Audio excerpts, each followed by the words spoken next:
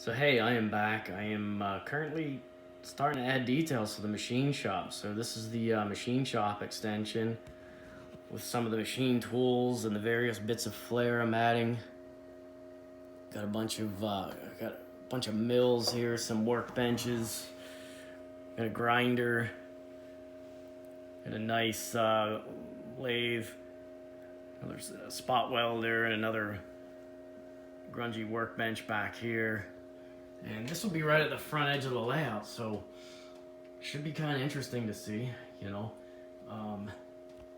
Be right on the front of the layout where you can take the roof off and peer down into it.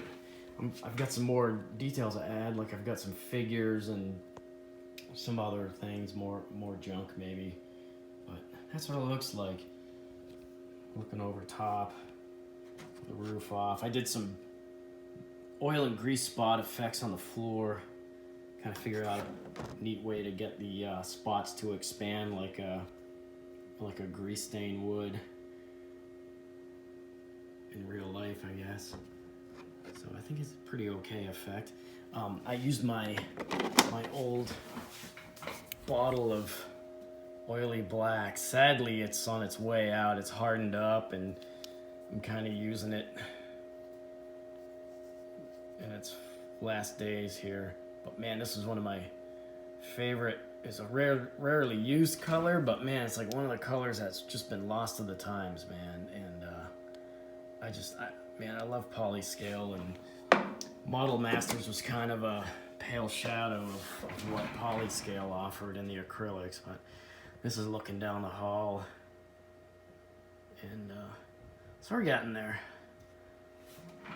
Looking through the windows. Of course, the windows are still removable, so you know I can pop these out, and you can kind of look in here and try to go for a real gritty industrial look. I would totally hang out here. This place is cool. I might do a little bit more posters and safety placards on the wall, things like that. But this is kind of the look I was going for, and that's it. So here's a little experiment I did.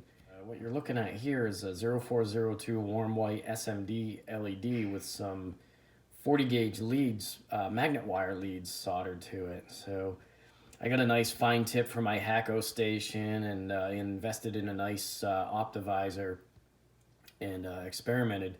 And I made about 2 or 3 of these, and they all work and stuff. And you can see the leads going into a 1mm brass tube, which is what I'm planning on using from now on for conduits. So this would allow me to make like nicer, more creative conduits and stuff like that. So for a future project, this is definitely what I'll probably do. The only other thing I'd probably change is I could probably get away with using this 32 gauge magnet wire, which is probably easier on the eyes and easier to handle. So that's it, you know. I mean, this was my first pass at making my own homemade like goosenecks and industrial lampshades. So this is probably one last look at the current car shop. Again, you know, it's the Altoona kit. This is the original one. I think this is like 24 inches long. It doesn't have the machine shop extension, but this is the current one, and this is what I'll be replacing. So I'm gonna take a lot of these detail parts out of here, out of the main hall shop floor here, and transfer them to the new building. And this is what I was dealing with, these doors. You know, I gotta probably fix these up at some point, but they're always falling apart, and the roofs aren't that nice. I gotta redo some of this, but that's what this original one looked like.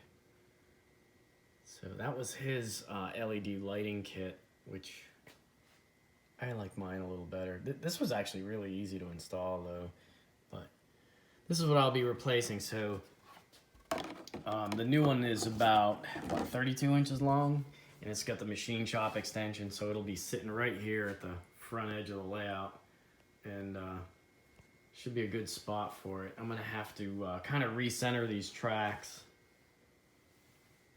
and that's it. So